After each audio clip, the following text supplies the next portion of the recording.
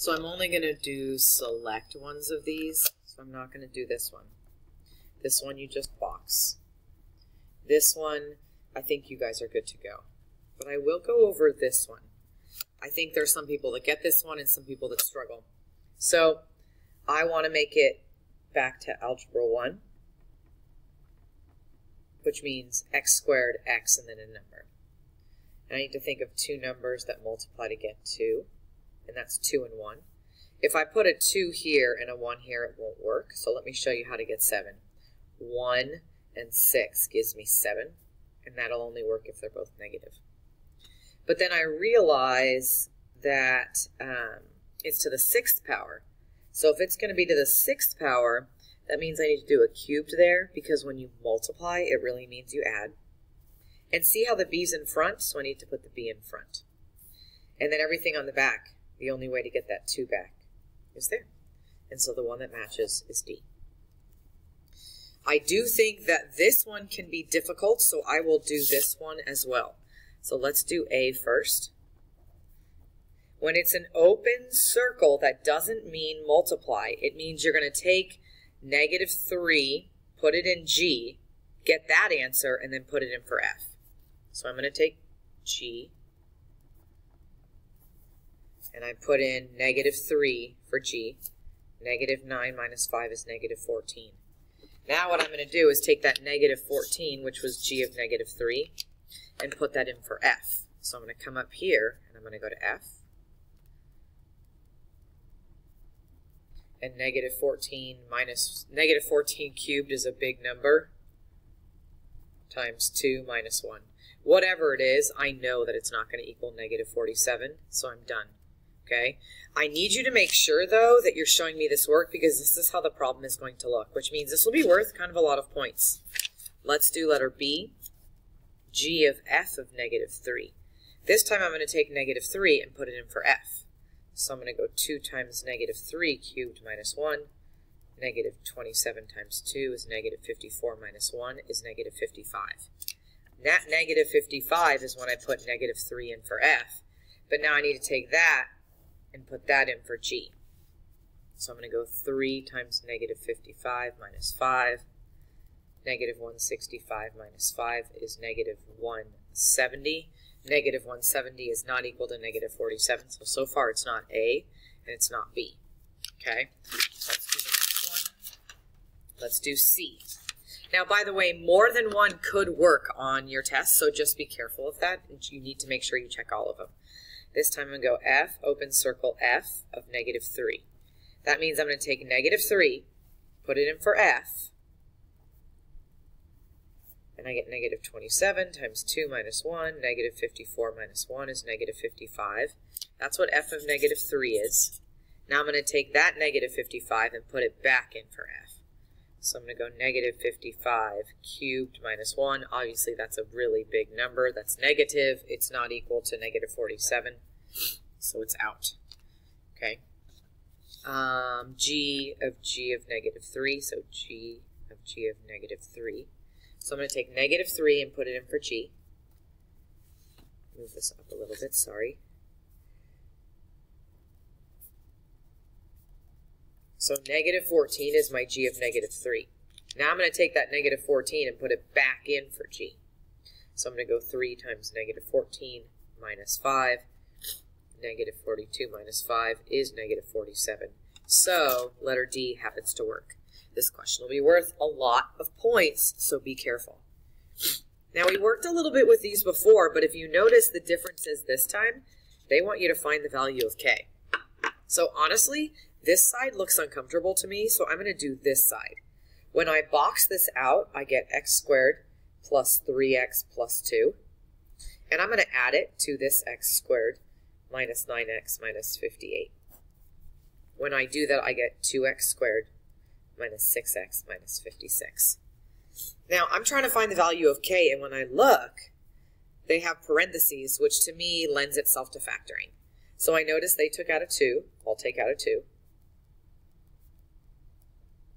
And then I notice they factored x minus 7, x plus 4. So if you look, there's the 2, there's the x plus minus 7, so x plus k k equals 4. That's what I'm looking for, okay? I don't necessarily think this next one is difficult, but I want to make sure you grasp it. I don't think you'll have a problem with the equation. Just don't forget to do the opposite. The problem is it says the diameter is 12, but it's based on the radius. That means the radius is equal to 6, so that when you square it, you get 36. Now, if I'm going to graph it, I'm going to go right 4, up 2, and then I'll go right 6, up 6, I'm probably off, left 6, down 6, okay? You can count it perfectly. But the issue is the vertices. The easiest way for me to do the vertices is this. Take 2 x values, they'll stay the same. 2 y values, they'll stay the same. Then I'm going to take this. If the radius is 6, I'm going to add 6, subtract 6, and then I know there's the 10, 2, and it should be negative 2, 2. Then I'm going to take the 2, I'm going to add 6, subtract 6. So 4, 8, which would be right here, and then 4, negative 4, which is right here, and now I'm perfect. Okay? I could have just counted, but that seems easier to me. All right, algebraically and graphically. The problem is none of them say y equals, so I'm going to solve for y. I could solve for x, honestly, but my brain is so used to solving for y that I honestly just feel like it's easier to solve for y. And now that I have y, I'm going to take that, and it's going to go right in there for y. So I'm going to rewrite that as x squared plus negative 5/4 x squared equals 41. I'm going to keep the x squared. When I square a negative, it turns positive, and 5 squared is 25. Square that, 16 x squared equals 41. Okay? And then, you know my issue. My issue is this fraction. If this 16 was gone, my life would be so much easier. So the only way to get rid of that is to multiply by 16. 16 times x squared is 16x squared. If there's a 16 on top and a 16 on bottom, it's gone. And I don't know what this is, so I'm going to keep it as 41 times 16. You'll have a calculator. I just don't have one right now. Add like terms.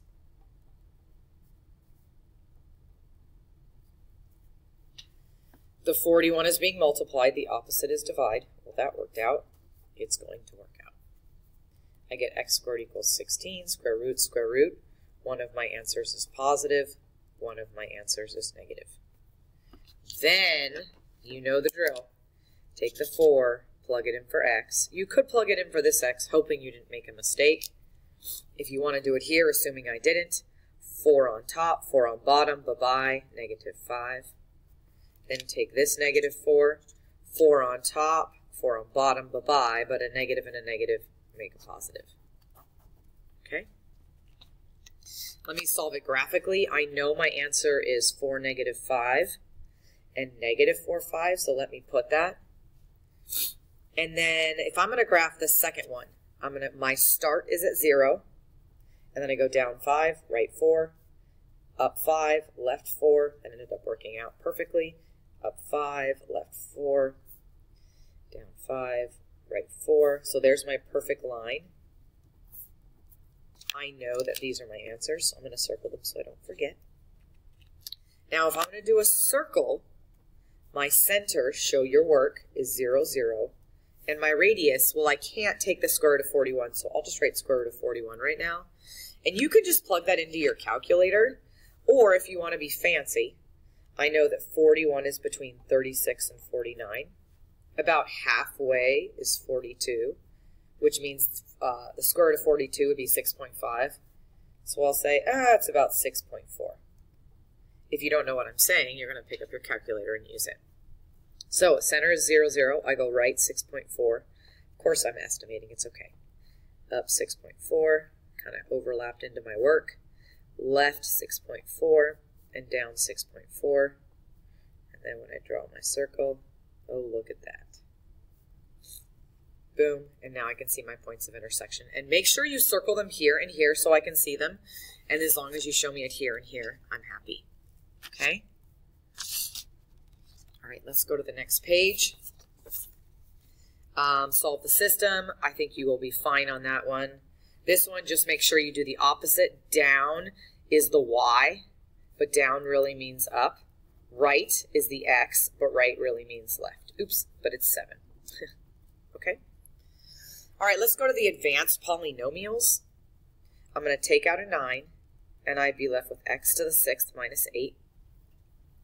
And then when I look at this, I first think, can I square root it? I can't take the square root of 8.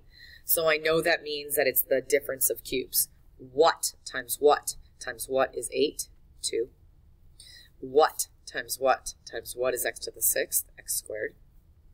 So now, bring down the 9. Remember what you do is take that, then you make a little, you make a big. Square the first guy. Square the last guy. Take these two, put them together. And if this is minus, this is plus plus. And then I always want to make sure, can I take the square root of 2? I can't, so I know I'm done. Let's look at this one. This one can honestly go either way. This could either be the difference of cubes, or it could be the square root. Honestly, for me, I think it's easier to square root. So I'm going to go x cubed minus 1 and x cubed plus 1. If you decided to do the sum of cubes in the beginning, you'd just take a different path, but you'd end up the same. Then this is the difference of cubes, like up here. And this is the sum of cubes, like up here. So that means x1, x1. So I'll first do this one, little parentheses, big parentheses. And then now I'm going to do this one, same game, little parentheses, big parentheses, put them together. If this is plus, this is minus plus. Okay? And whenever I do difference of cubes, I'm never going to be able to keep going on this one. Okay? I want to kind of follow the trend by looking at this one. They're both even. Take out a 2. First thing I do is I see if I can square root. I can't square root. So what times what times what is 27? What times what is x to the 6th? Bring down the 2. Take this as it is. Square the first guy. Square the last guy. Take these two, put them together. If this is minus, this is plus plus. And I can't take the square root of 3, so I'm done with that problem. I would say those three are very similar. Now, these three that have 3 terms are similar as well. So I'm going to go back to Algebra 1. 2 numbers that multiply to get 4 and add to get 3. And then it has to be x to the 8th, which means this has to be x to the 4th. Because when I multiply, I add. And when I add them, they stay the same. Well, can I do anything with 4? There's nothing called the sum of squares, so that part's done. But if you look here, I can square root, square root. So this is really x squared minus 1, x squared plus 1. And now sum of squares, there's nothing there. But I can square root, x minus 1, x plus 1. Now bring down what I finished there, and then bring that from the top. Okay. This one is similar to the other page. Go back to Algebra 1. I'm doing this one quickly because I think that you guys will be good on this one, but just in case, 2 numbers that add and multiply. The problem is it's a to the 4th, which means a squared.